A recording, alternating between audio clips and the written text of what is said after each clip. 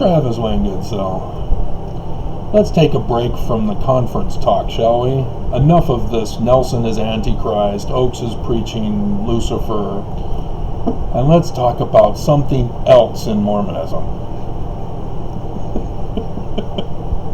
Let's talk about how America is believed to be the Garden of Eden. What I find interesting is science. And science presents a different history than religion claims from the scriptures that they wrote many millennia after. Case in point, if you Google search on Wikipedia for Egyptian, they tell you that the oldest records in Egypt date back to 10,000 BCE. You then go to Mesopotamia on Wikipedia, and the oldest they go back is 10,000 BCE. I'm seeing a pattern here. South America, 9,000 BCE. And you have to disregard some think that migrants from China came across the Bering Strait. Just throw all that out. Go to the sentence that starts, the first evidence. That's how you do research. You don't start with a theory that has not been proven or confirmed or even tested. If it can't be tested, throw it out. For North America, this is interesting. 7 to 8,000 BCE, but only shows signs of lithic tools. Lithic tools are stone, lithic, stone, and lithic tools date as early as 3 to 4 million BCE. But they're finding that North Americans had learned stone tool technology by 7 to 8,000 BCE. The oldest human that has been found is 1.8 million BCE in Africa.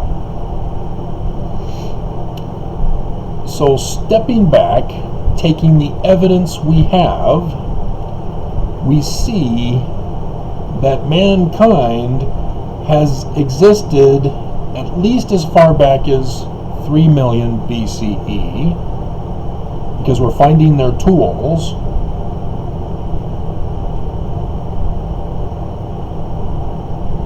And we're finding that at 10,000 BCE, there's a common origin across the world. Would it surprise you to know that 500 years earlier, 10,500 BCE, there was a worldwide flood? That certainly would erase history, wouldn't it? However, you ever take a look at the Egyptian pyramids in Giza? The Great Pyramid, at the level of the other two, has less wearing on the capstone, the top portion. That's water erosion, guys. The pyramids as Egyptologists lie to us, was not built in the Old Kingdom in 3000 BCE,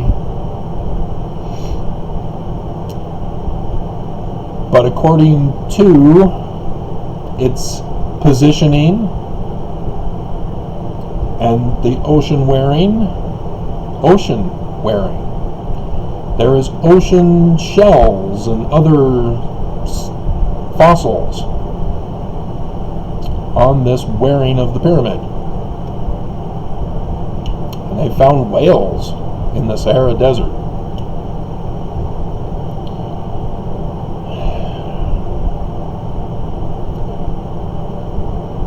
All the evidence directs scientists to give a date for the building of the pyramids of Giza around 12,000 BCE, because it also aligns with the Milky Way in 12,000 BCE. Because there's been a shift of the North Pole and such, and so that needs to be factored in. So as much as it would be nice to use your stellarium and go back to 12,000 BCE, can't do it. It doesn't have enough numbers to do that, but can't do it. He doesn't have it programmed right. He still thinks there's a 0 year. So when you go into BC, you have to understand that 1 BC is actually 2 BC. So 0 is 1 BC. In case you get a stellarium program. And so, yeah, you can only do the 5 digits for the thousands. And so going back to 10,000, can't do it. You can only go back 99999.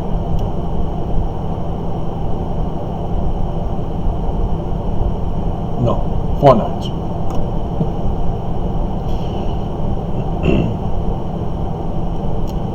And so then we have scriptures that were written around the Roman period. Some try to push it back into the Greek period. But we don't have those documents to confirm that. That's why everybody tries to claim it. Just like they try to claim the Bering Strait and all this other stuff that they can't find evidence for when they test, if they're even testing for it.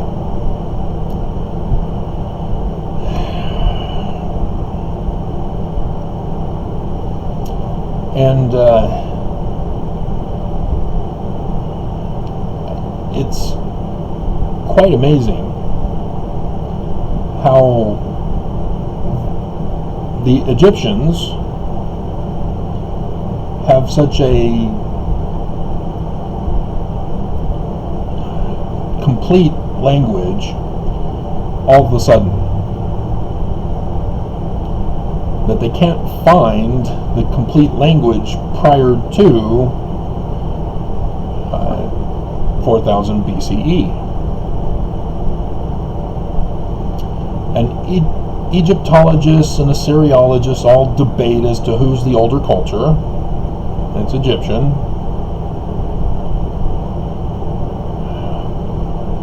And you can say, well, we just haven't found human remains in Europe or in Mesopotamia. Again, we cannot accept your claim until we have evidence. The evidence says Africa. And by the time of humans in 3 million, the earth has already split up from Pangea,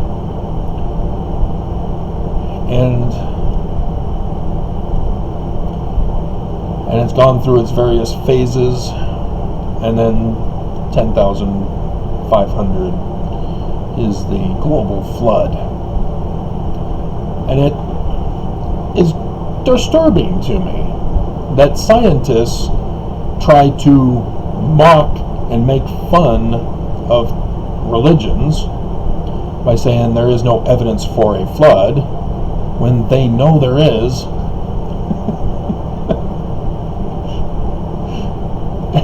It's just not during the time that religions say it is. And so in Mormonism, you get Mormons who created the concept of pre-Adamites. That Adam and Eve were placed on earth, and it's their record that we know of. Whereas we don't know about the record of all these other pre-Adamites. Again, you're assuming that the Bible is correct and it's historically accurate. You also forget that it was a Catholic cardinal or bishop who gave us the date of 4004 BCE. The Jews put it at 3700 something BCE for the start, when Adam was. But again, the flood, 10,500 BCE. Why is nobody doing this? Because all of a sudden, at the same time, across the whole world, mankind now is found to have evidence of themselves existing after a flood. After a complete wiping out of whatever cultures existed prior to. And it's the prior to the flood culture that had the technology that we still cannot replicate today to build the pyramids.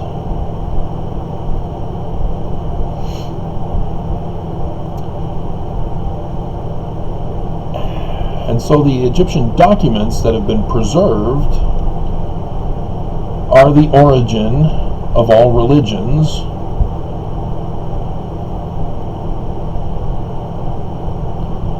And all religions around the world share this same creation and flood story.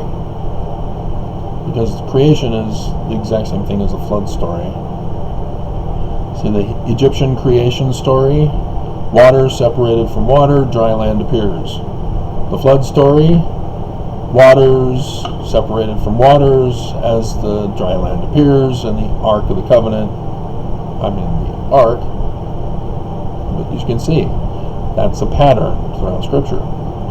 This creation symbolism. And so in a woman's womb, a baby is in the water.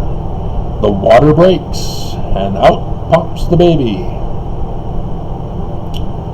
The dry land.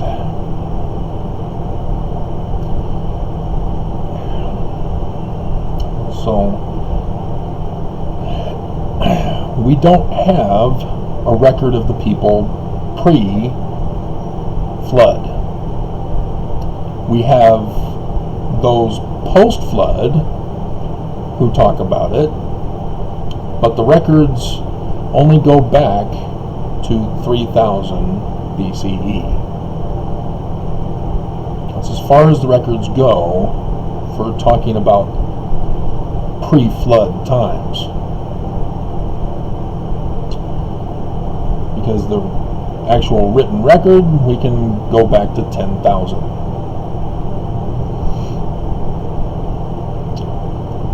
So we can't say one way or the other yet if Joseph Smith was correct. There is that discussion about him finding an altar and saying it was the Adamites who had built it. But then you have Mormons who all want to take trophies from it, destroy the archaeological evidence. Good job, guys. We could have found out if he was a fraud or whether he was telling us the truth You chose to cover it all up because of your selfish greed, thinking that it was important to have artifacts for your own personal collection, which is a problem here in Utah. The indigenous Indians are constantly complaining to the government about the white Mormon man stealing their property, as Mormons believe that it's the Nephites or Lamanites that they're stealing from. And so what does it matter? It proves the Book of Mormon is true.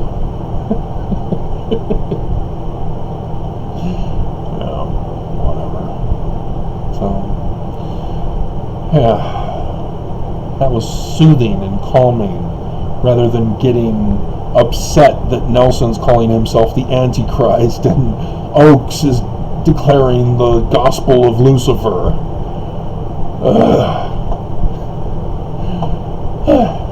I don't have Calgon. I can't have it take me away.